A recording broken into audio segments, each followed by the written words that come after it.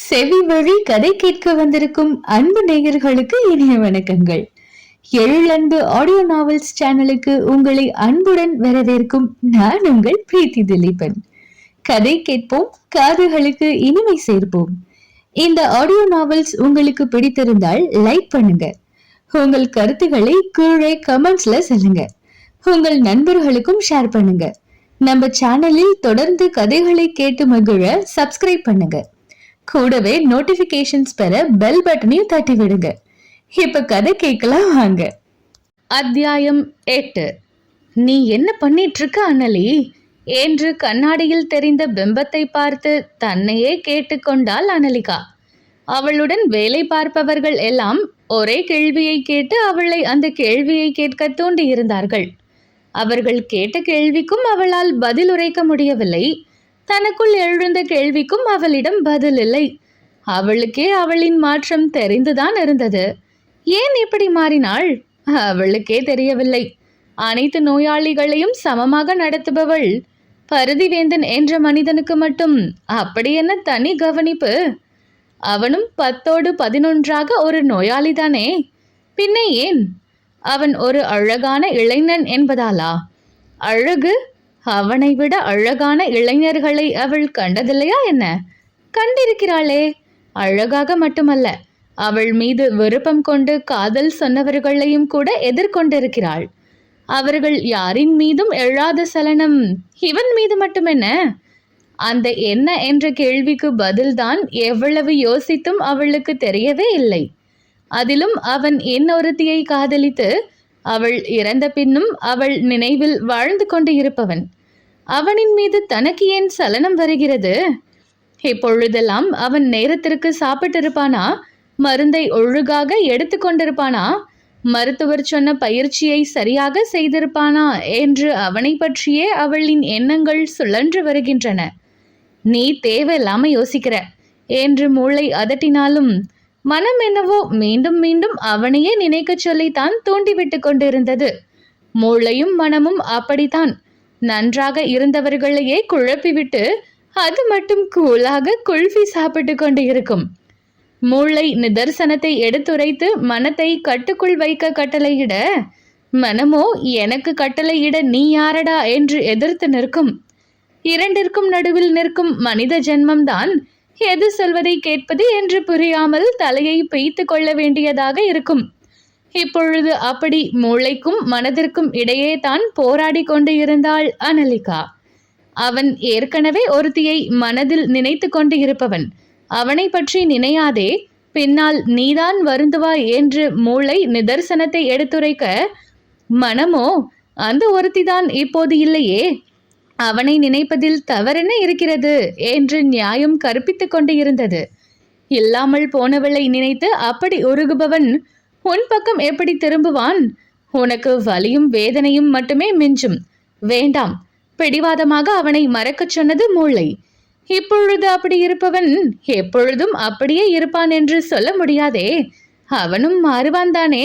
சப்பை கட்டு கட்டியது மனம். இப்படி மூளையும் மனமும் அவளை பீத்து தின்றால் அவளும் தான் என்ன செய்வாள்? ஒன்றும் செய்ய முடியாமல் தான் தன் பிம்பத்தையே பார்த்தே அந்த கேள்வியை கேட்டுக்கொண்டு இருந்தாள். அப்படி கேட்டுக்கொள்ளும் நேரத்திலும் இப்பொழுதும் அவன் என்ன செய்து கொண்டு இருப்பான்? வீட்டிற்கு இன்னும் 2 நாளில் சென்று விடுவானே. அதன் பிறகு அவனை எப்படி பார்ப்பது என்று அவனை பற்றியே தான் சிந்தித்து கொண்டு இருந்தாள். அவளையும் மீறி பரதிவேந்தன் அவளுள் ஆழ்ந்து பதிந்து கொண்டு இருந்தான். அது ஒரு மாலை வேளை. பணியாளர்களின் ஓய்வறைக்கு சென்றுவிட்டு நோயாளிகள் அறை பக்கம் வந்தாள் அனலிகா. நோயாளிகளை உறவினர்கள் பார்க்க வரும் நேரம் என்பதால் எந்த அறைக்குள்ளும் போகாமல் அவர்கள் பேசிக் கொள்வதையும் நலம் விசாரித்து கொள்வதையும், எனக்கு தெரிந்தவர்களுக்கு இப்படித்தான் ஆனது என்று நோயாளிகளுக்கு பீதியை கிளப்பதையும் கேட்டுக்கொண்டே ஒவ்வொரு அறையாக கடந்து கொண்டு இருந்தாள். பரதிவேந்தன் இருந்த அறையை நெருங்கியதும் தன்னை போல் அவளின் கால்கள் நின்றன. மனத்தின் தூண்டல் ஒரு புறம் என்றால், உள்ளே இருந்து கேட்ட குற்றச்சாட்டு குரலும் அவளின் காலுக்கு பிரேக் போட்டது. தம்பி, பார்த்து பேசுங்க என்று ஹேமாவின் குரல் உயர்ந்து கேட்க, நான் சொன்னதுல என்ன தப்பு இருக்கு?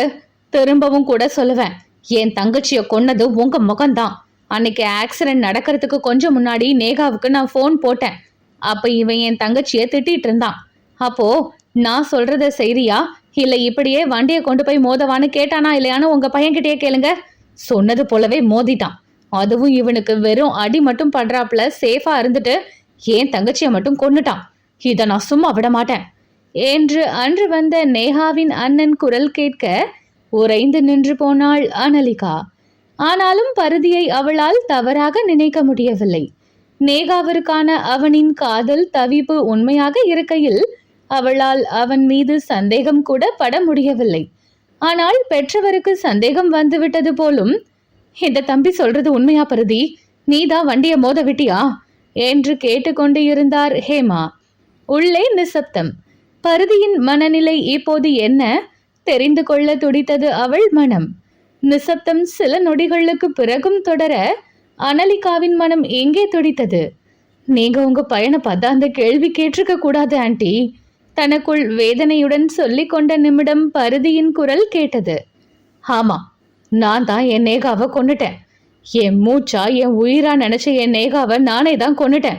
என் நேகாவை கொன்னுட்டு நான் இன்னும் உயிரோட இருக்கேன் பாருங்க. நான் எல்லாம் உயிரோடவே இருக்கக்கூடாது என்று பருதியின் ஆவேசமான குரலை தொடர்ந்து, ஐயோ பருதி, நான் தெரியாம சொல்லிட்டேன், வேணாப்பா, இந்த அம்மாவை மன்னிச்சிரு என்று ஹேமாவின் கதறல் கேட்க என்னவோ என்று பதறி தன் தயக்கத்தை விடுத்து உள்ளே ஓடினாள் அனலிகா. உள்ளே சென்று பருதி செய்த காரியத்தை கண்டு அவள் உயிர் துடித்து போனது. பருதி, என்ன பண்ணிட்டு இருக்கீங்க? கோபமும் பதற்றமுமாக கேட்டவள் வேகமாக அவனை நெருங்கி அவன் கையில் இருந்த கத்தியை பிடுங்கினாள். ஆனால் அதற்கு முன் மணிக்கட்டில் கத்தியால் கீறியிருந்தான் பருதிவேந்தன். முட்டாளா நீங்க? இப்பதான் உடம்பு கொஞ்சம் தேறி வந்துட்டு இருக்கு, அதுக்குள்ள இப்படி பண்ணிட்டு இருக்கீங்க என்று அவன் கையை பிடித்து முதலுதவி செய்ய முயன்றாள். விடுங்க விடுங்க, என்ன நான் சாகணும், நான் யாருக்காக வாழணும்? அந்த ஆக்சிடென்ட்ல என் நேகா கூட நானும் செத்திருக்கணும். நான் பிழைச்சதே தப்பு, நான் சாகணும். தன் வசத்தில் இல்லாமல் உளறினான் பருதிவேந்தன். அவள் பறித்த கத்தியை வேறு அவன் மீண்டும் கைப்பற்ற முயன்று கொண்டே இருக்க, mister Paruthi, control your self என்றபடி கத்தியை தூக்கி தூரம் போட்டவள் கத்திப்பட்டு ரத்தம் வெளியேறியதை தடுக்க பஞ்சை வைத்து அமுத்தியவள் துணியை வைத்து கட்டிவிட்டாள். நான் சாகணும், நான் சாகணும் என்று சொன்னதையே திரும்ப சொல்லிக் கொண்டு இருந்தான் பருதிவேந்தன். மகன் இப்படி செய்து விட்டானே என்று ஹேமா அதிர்ந்து நிற்க, பருதியின் இந்த செய்கையை எதிர்பாராமல் நேகாவின் தமையனும் திகைப்பில் தான் இருந்தான். அவனின் புறம் திரும்பிய அனலிகா, என்ன மிஸ்டர், ஒரு பேஷண்ட் கிட்ட எப்படி நடந்துக்கணும்னு தெரியாதா? உங்க தங்கச்சி இறந்தது தெரிஞ்சதுல இருந்து அவர் ஏற்கனவே டிஸ்டர்ப்டா தான் இருக்காரு. இப்ப மேலும் அவரை மன உளைச்சல்ல தள்ள வந்துட்டீங்களா என்று கடுமையுடன் கேட்டாள். நான் என் தங்கச்சிக்காக. அதிர்ச்சியில் இருந்தவன் பேச திணறினான். உங்க தங்கை விஷயத்தை எல்லாம் இங்க பேசாதீங்க மிஸ்டர். இறந்து போன உங்க தங்கையை விட பேஷண்டோட மனநிலை தான் எங்களுக்கு முக்கியம். அதை நாங்க அலட்சியமா விட முடியாது. உங்க பிரச்சனையெல்லாம் இந்த ஹாஸ்பிட்டலுக்கு வெளியே வச்சுக்கோங்க. இங்க பேஷண்ட்டுக்கு எதுவும் நடந்தா நாங்க தான் பதில் சொல்லணும். முதல்ல இங்கிருந்து கிளம்புங்க என்று அவனை அதட்ட, அந்த நிலையிலும் பருதியை ஒரு முறை முறைத்துவிட்டே வெளியே சென்றான். பருதியின் கை கட்டையும் மீறி ரத்தம் கசிந்திருக்க அவன் இலக்கில்லாமல் எங்கோ வெறித்து கொண்டு இருந்தான். இன்னும் தனக்குள் சுருண்டு விட்டான் என்று புரிய பெருமூச்சு விட்டவள் மருத்துவரை சென்று அழைத்து வந்தாள். அவர் சிகிச்சை செய்து முடித்ததும், உங்க மகன் திரும்ப திரும்ப இப்படி ஏதாவது பண்ணிக்கிட்டே இருக்கிறது நல்லதில்ல கிரிதரன். முதல்ல கத்திய வச்சு குத்திக்க போயிருக்காரு, இப்போ கைய வெட்டி இருக்காரு. இதெல்லாம் பாக்குறப்போ அவர் ரொம்ப டிப்ரெஷன்ல இருக்கிற மாதிரி இருக்கு. அதுக்கு ட்ரீட்மெண்ட் எடுத்தே ஆகணும் என்று கிரிதரனிடம் பேசினார். வேலைக்கு சென்றுவிட்டு இரவு மகனை காண வந்தவருக்கு மகன் கையை வெட்டி கொண்டு கிடந்தது மிகுந்த அதிர்ச்சியை ஏற்படுத்தி இருந்தது. மருத்துவர் சொன்னதை கேட்டு இன்னும் பயந்து போனார். என்ன ட்ரீட்மெண்ட் பண்ணணுமோ பண்ணுங்க டாக்டர், எங்களுக்கு எங்க மகன் நல்லா ஆனா போதும் என்றார். இந்த ஹாஸ்பிட்டலிலேயே மனநல டாக்டர் இருக்காரு, அவரை ஒரு முறை மீட் பண்ணுங்க, மற்ற விஷயம் எல்லாம் அவரே சொல்லுவாரு என்று மருத்துவர் சொல்ல அதை கேட்டு வந்து மனைவியிடமும் மகனிடமும் தெரிவித்தார். மனநல டாக்டரா? என்னங்க இப்படி சொல்றீங்க? ஹேமா வருத்தமாக கேட்க, எனக்கும் டாக்டர் சொன்னதும் அப்படிதான் திக்குன்னு இருந்துச்சு. ஆனா இவன் செய்து வைக்கிறதும் அப்படி கிறுக்குத்தனமா தானே இருக்கு.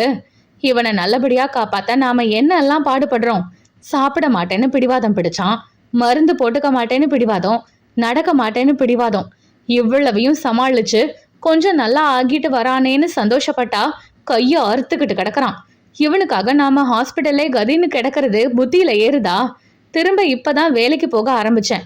இத்தனை நாள் லீவ் போட்டதுக்கும் சேர்த்து வேலை பார்த்துட்டு இங்க ஓடி வந்தா இப்படி பண்ணி வச்சிருக்கான். மதுவும் மாப்பிள்ளையும் கூட இவனுக்காக இத்தனை நாளும் அமெரிக்கா திரும்பி போகாம லீவ் போட்டு கூட இருந்து கவனிச்சுக்கிட்டு 2 நாளைக்கு முன்னாடி தான் கிளம்பி போயிருக்காங்க. நாமெல்லாம் இவனுக்காக பார்த்துட்டு இருக்கோம். ஆனா இவன் நமக்காக பாக்குறானா? செத்து போனவளே நினைச்சு உயிரோட இருக்கிற நம்மள சித்திரவதை பண்ணிக்கிட்டு இருக்கான் என்று முறைத்து கொண்டே மகனை வசைபாடினார் கிரிதரன். என்னை யாரும் பார்த்துக்க வேண்டாம், நீங்க போய் அவங்க வேலையை பாருங்க என்று தந்தையின் முகம் பார்க்காமல் விரைத்து கொண்டு பதில் உரைத்தான் பருதிவேந்தன். இந்த வீராப்பு கொண்டு குறைச்சல் இல்ல. உன்னை நாங்க பார்க்காம செத்து போனவளா வந்து பாப்பா? வீம்பு பிடிச்சு பேசிட்டு தெரியாதடா. நீ எங்களுக்கு ஒற்றை ஆண் வாரிசு. நீதான் எங்களுக்கு கொல்லி போடணும்னு நினைச்சுக்கிட்டு இருக்கோம்.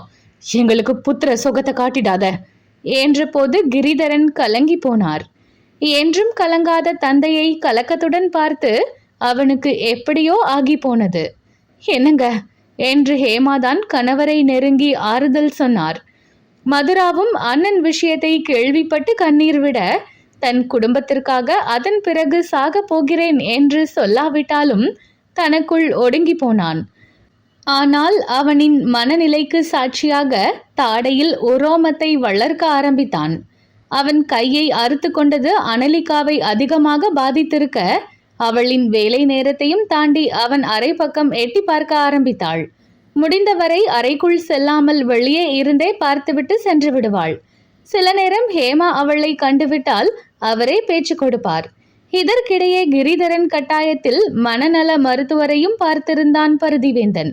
அதை ஹேமாவின் மூலம் அறிந்து கொண்டவள் மருத்துவர் என்ன சொன்னார் என்று விசாரித்தாள்.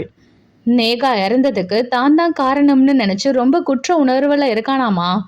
நீங்க தான் வண்டிய வேணும்னே மோதினீங்களான்னு டாக்டர் கேட்டாராம். இல்ல, ஒரு லாரி தான் திடீர்னு குறுக்க வந்துருச்சுன்னு சொன்னானா. அப்புறம் எதுக்கு குற்ற உணர்வுன்னு கேட்டதுக்கு அவன் சரியா பதில் சொல்லலையாம். மனம் விட்டு பேசினால்தான் சரி பண்ண முடியும். உங்க பையன் மனம் விட்டு பேச தயாரா இல்ல. முதல் முறையே நான் அவருக்கு ரொம்ப அழுத்தம் கொடுக்க முடியாது. இன்னொரு முறை கவுன்சிலிங் கூட்டிட்டு வாங்க. கொஞ்சம் கொஞ்சமா அவரை மனம் விட்டு பேச வைக்கணும்னு டாக்டர் சொல்லியிருக்காரு என்று விவரம் தெரிவித்தார். நீங்க நாளைக்கு டிஸ்சார்ஜ் ஆகி வீட்டுக்கு போயிடுவீங்களே ஆண்டி? டாக்டர் உங்களை திரும்ப எப்போ வர சொல்லி இருக்காரு என்று விசாரித்தாள். இன்னும் 4 நாளைக்கு பிறகு வர சொல்லியிருக்காரு என்ற போது அவர் குரலில் வருத்தம் இழையோட, என்னாச்சு ஆண்டி, அதையே இவ்வளவு சோகமா சொல்றீங்க? குழப்பத்துடன் கேட்டாள். எல்லாம் என் பையன்தாமா.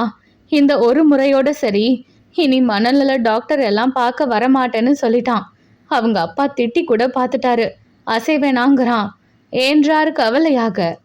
ஓ, உங்க பையன் இருக்கிற மனநிலைக்கு டாக்டரை பார்ப்பதுதான் நல்லது ஆண்டி. நீங்க உங்க பையன் நம்பரும் உங்க நம்பரும் என்கிட்ட கொடுங்க. இது என் நம்பர். உங்க பையன் வரமாட்டேன்னு பிடிவாதம் பிடிச்சா எனக்கு தகவல் சொல்லுங்க, நான் அவர்கிட்ட பேசி பார்க்கறேன் என்றவள் தன் அலைபேசி எண்ணை கொடுத்து அவர்களுடையதையும் வாங்கி கொண்டாள்.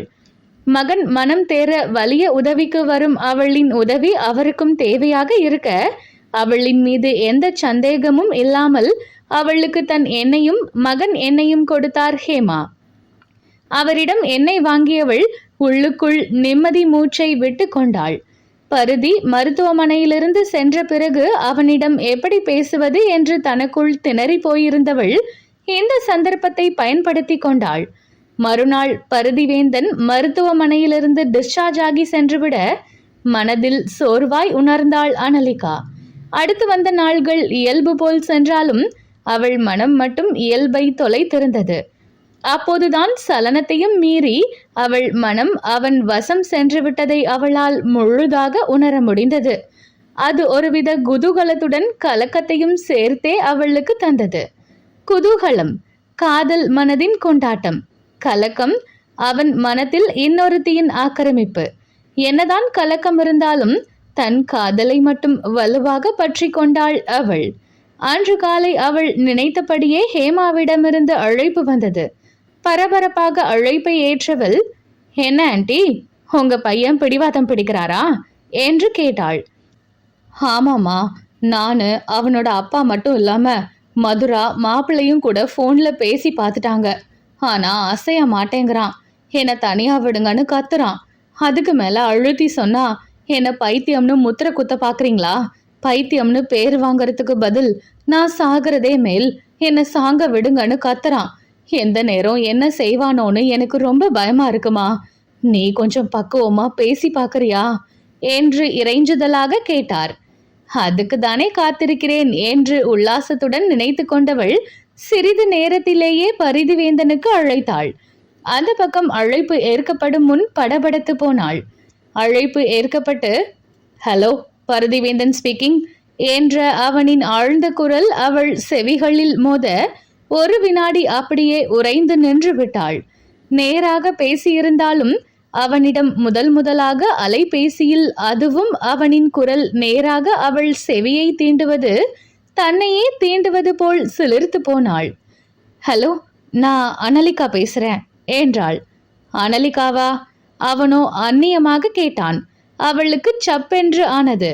ஆனாலும் முயற்சியை கைவிடாமல், தீபம் ஹாஸ்பிட்டல்ல இருந்து நர்ஸ் அனலிகா பேசுறேன் என்று அவள் விளக்கமாக சொல்ல, இருந்துட்டு போ, அதுக்கென்ன என்று அலட்சியமாக கேட்டான் பரிதிவேந்தன்.